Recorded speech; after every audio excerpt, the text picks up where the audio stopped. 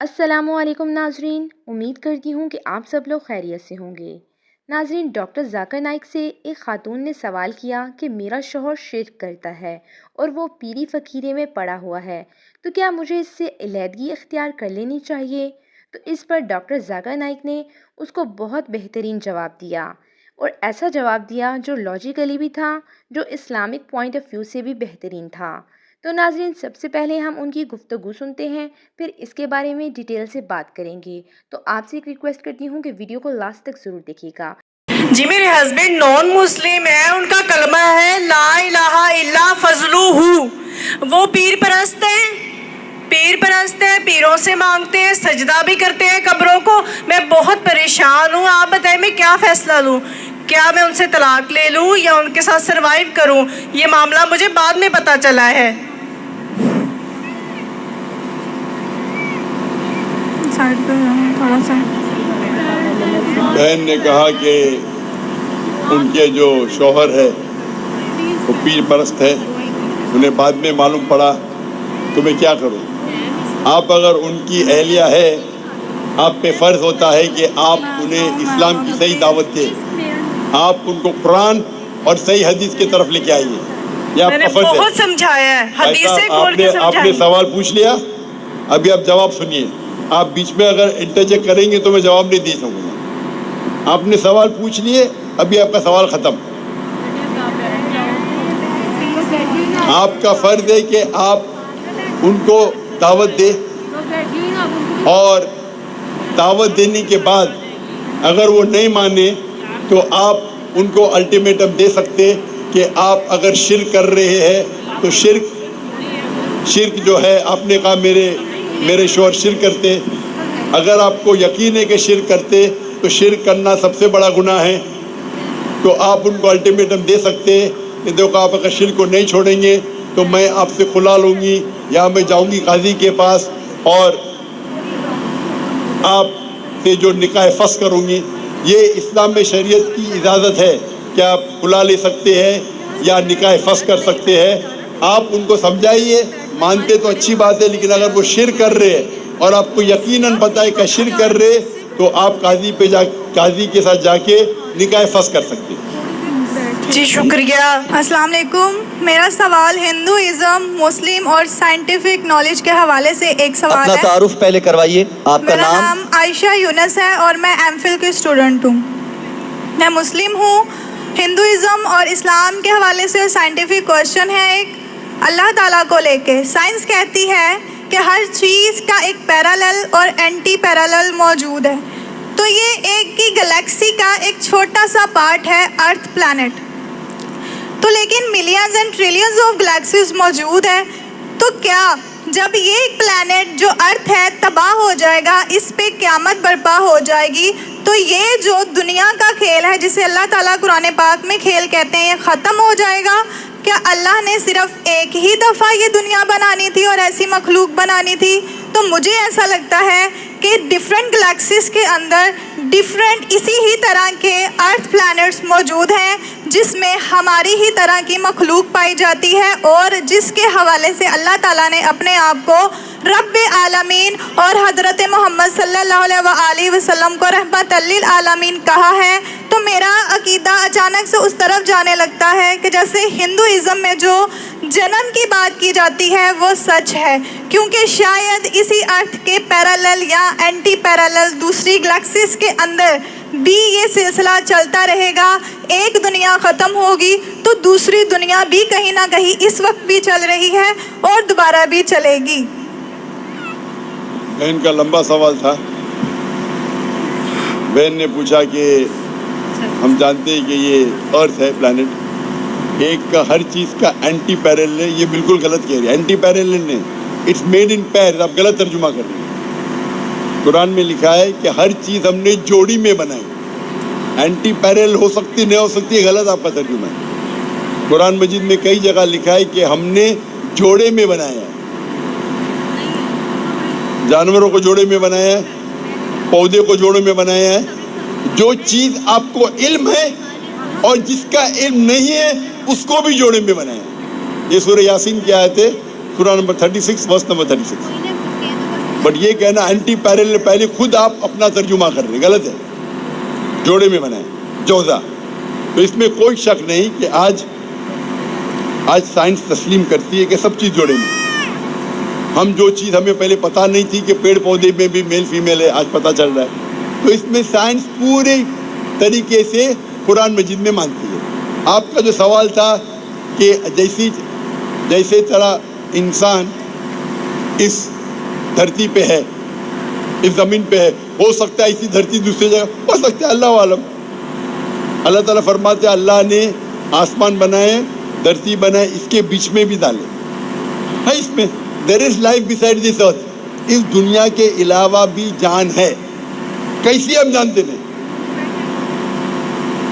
آپ کہتے ہیں یہ دنیا فنا ہو جائیں گی پھر دوسرے دنیا آئیں گی، یہ آپ کا وہم ہے. یہ کدھر بھی قرآن و حدیث میں نہیں لکھا ہے. یہ آپ کا وہم ہے جو غلط ہے. ہم اس دنیا میں آئے ایک بار آئیں گے. محمد صلی اللہ علیہ وسلم عالمین رحمت العالمین، بالکل صحیح. اس دنیا کے عالم ہیں، جن کے رحمت العالمین ہے سب کے لیے. ہم جانتے نہیں کتنے عالم. یہ کہنا کہ دنیا فنا ہوئیں گی پھر دوسرے آ جائیں گی، اور ہندوازم کے بارے میں، بدھ کے بارے میں آپ دو چیز کو جوڑ دیے اور بالکل غلط کر رہی ہے. تو یہ کہنا کہ ہندوازم کے اندر جو برتھ میں مانتی، اس کا جواب میں دے چکا ہوں. آپ میری اگر کثر سنیں گے سملر اسلام اینڈ ہندوازم، یہ جو ان لوگ کہتے ہیں سمسکارا، کہ ہم recycle of birth and rebirth, یہ ان کی غلط فہمی ہے. جو ہندوازم میں آتا ہے وہ پنرجنم. پنرجنم مینس نیکسٹ، جنم مینس لائف. اس کو قرآن مجید کا مطالعہ کریں گے تو ہمیں کوئی اعتراض نہیں. پنر مینس نیکسٹ، جنم مینس لائف، نیکسٹ لائف. ہم بھی مانتے ہیں نیکسٹ لائف میں. یہ ہندو پنڈت یہ نہیں سمجھ سکتے تھے کہ کیوں کچھ بچے جو پیدا ہوتے ہینڈی کیپ، ہارٹ ڈیزیز کے ساتھ، کنجنٹل ڈیفیکٹ کے ساتھ. کچھ لوگ غریب پیدا ہوتے، کچھ امیر پیدا ہوتے. تو بھگوان ناانصافی نہیں کر سکتا. وہ بچہ پیدا ہوا، اس کو دل کی بیماری ہے، کیا دوش ہے اس کا؟ تو وہ اپنی خود کی فلسفی نکالے جسے کہتے سمسکارا. سنسکرت میں کہتے سمسکارا. سائیکل آف برتھ ڈیتھ یہ ان کا ہے. وید میں لکھا ہے پنرجنم، اسے کوئی اعتراض نہیں ہمیں. نیکسٹ لائف ہم بھی مانتے آخرت میں. لیکن یہ کہنا کیونکہ ان کے پنڈت یہ نہیں سمجھ سکتے تھے بچہ پیدا ہوتا ہے تو وہ ہارٹ ڈیزیز میں کیوں پیدا ہوتا ہے، کوئی امیر فیملی کوئی. تو اسلام میں اس کا جواب ہے. اسلام میں اللہ تعالیٰ فرماتے سورہ ملک میں سورہ نمبر 67 آیت نمبر 2 میں، الذی خلق الموت والحیات، اللہ نے موت اور زندگی بنائی تاکہ یہ جان لے تم میں سے اچھا کون ہے، اچھے اعمال کون کرتا ہے. تو یہ زندگی ہمارے لیے امتحان ہے.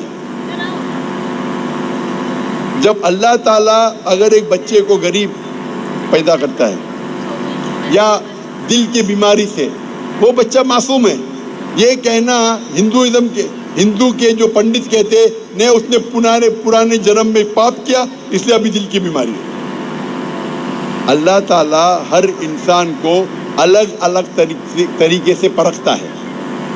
کس کو دولت دیکھے، کس کو غربت دیکھے، کس کو صحت دیکھے، کس کو دل کی بیماری دیکھے. ہر آدمی، ہر انسان کو الگ طریقے سے پرکھتا ہے. لیکن حدیث میں کہیں نہ آتا ہے کہ وہ اگر اس کو دل کی بیماری ہے تو جہنم میں جائے گا. نہیں، اس کے لیے ٹیسٹ ہے. ہو سکتا ہے کہ اس کے ماں باپ کے لیے ٹیسٹ ہے. اللہ تعالیٰ دیکھنا چاہتا ہے کہ ماں باپ اچھے مسلمان ہیں. اگر میں ان کو ایسا بچہ پیدا کرتا ہوں ان کے گھر میں جو دل کی بیماری ہے، پھر بھی وہ اللہ پہ یقین کرتے گئے نہیں. اگر ٹیسٹ ڈیفیکلٹ ہے اور انسان ٹیسٹ پاس کرتا ہے تو اس سے عہدہ بھی، پوزیشن بھی آخرت میں اور اچھی ملتی ہے. تو اللہ تعالیٰ الگ انسان کو الگ طریقے سے ٹیسٹ کرتے ہیں. کس کو دولت کے ساتھ، کس کو غربت کے ساتھ، کس کو ہیلتھ دیکھے. تو یہ کہنا کہ بیکاز وہ پرانے جنم میں پاپ کیا اسی لیے وہ لنگڑا پیدا ہوا یا لولا پیدا ہوا، یہ ان کی غلط سوچ ہے. اسلام کے پاس جواب ہے. اللہ تعالیٰ فرماتے ہیں اللہ تعالیٰ ٹیسٹ کر رہے ہیں. اور الگ انسان کو الگ طریقے سے ٹیسٹ کرتے ہیں، اور کوئی انسان غریب ہوتا ہے اس کا مطلب نہیں کہ جہنم میں جائیں گا۔ حالانکہ طور پہ اللہ کے رسول فرماتے غریب انسان کے جنت کے جانے کی چانسز اور ہے، کیونکہ اس کے امتحان اور آسان ہے۔ امیر انسان کو حساب کتاب دینے پڑے گا، زکوٰۃ دینے پڑے گا، تو زکوٰۃ ہر ایک کے لیے فرض ہے، امیر انسان کے لیے۔ تو امیر اگر زکوٰۃ دیں گا تو اس کو فل مارکس ملیں گا، غریب انسان کو آلریڈی 100 آؤٹ آف 100 مل گیا زکوٰۃ میں، اس کو زکوٰۃ دینے کی ضرورت نہیں۔ تو الگ انسان کو الگ طریقے سے اللہ ٹیسٹ کرتا ہے، اور اس کو ڈیٹیل میں نے ذکر کیا، میری تقریر میں آپ چیک کر سکتے ہیں۔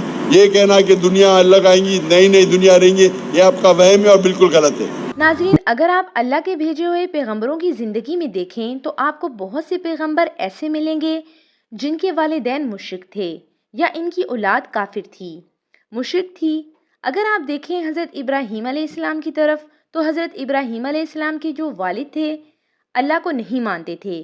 حضرت ابراہیم علیہ السلام نے کہا، اے میرے بابا جان، اللہ کی طرف لوٹ آئیں اور اللہ کی عبادت کریں، بتوں کی پوجا نہ کیا کریں، بت پرستی نہ کیا کریں اور اللہ پاک کی طرف لوٹ آئیں۔ لیکن جب حضرت ابراہیم علیہ السلام کے والد نے حضرت ابراہیم علیہ السلام کی بات نہیں مانی تو حضرت ابراہیم علیہ السلام نے بڑے عزت و احترام کے ساتھ ان سے علیحدگی اختیار کر لی۔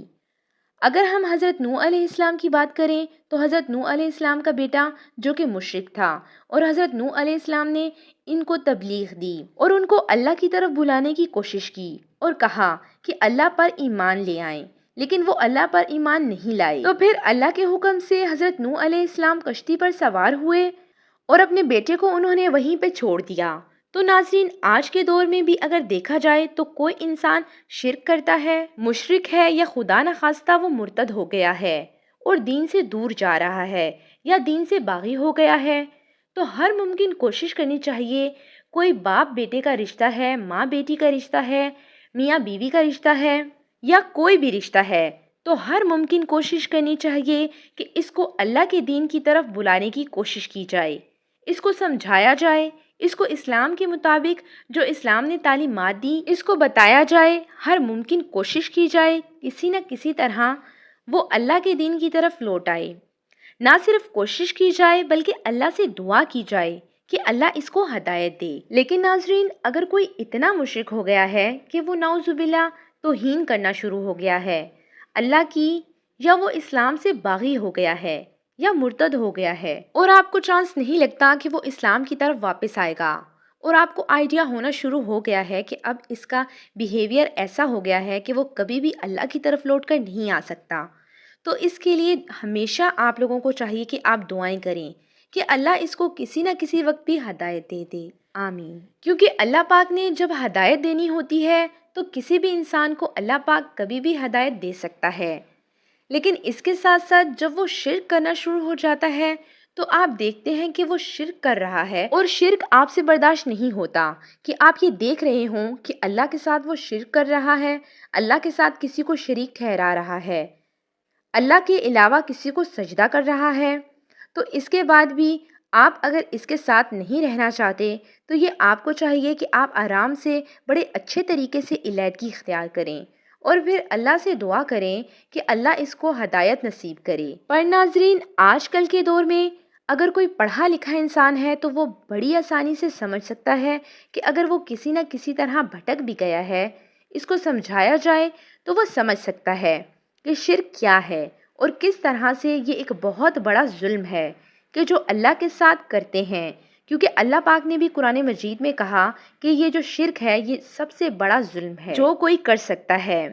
اب اگر کوئی شرک اللہ کے ساتھ کرتا ہے اور یہ اتنا بڑا ظلم ہے جو اللہ پاک نے خود بتا دیا، اور اس کے بعد ظاہر سی بات ہے کہ کوئی انسان اللہ پر یقین رکھنے والا توحید پرست انسان ہے جو کبھی بھی مشرک انسان کے ساتھ نہیں رہ سکتا، تو ڈاکٹر ذاکر نائک نے کہا کہ آپ ایسا کریں کہ اس سے علیحدگی اختیار کر لیں اگر آپ کو لگتا ہے کہ وہ صحیح نہیں ہو سکتا، لیکن اس سے پہلے اچھی طرح کوشش کر لیں، ہو سکتا ہے کہ آپ کی وجہ سے اللہ پاک اس کے دل میں پھر سے توحید پرستی کو زندہ کر دے۔ تو ناظرین، آپ لوگوں کی اس بارے میں کیا رائے ہے مجھے کمنٹ سیکشن میں ضرور بتائیے گا، اور جانے سے پہلے میری ویڈیو کو لائک اور چینل کو سبسکرائب بھی کر دیں۔ تو ملتے ہیں نیکسٹ ویڈیو میں، تب تک کے لیے فی امان اللہ۔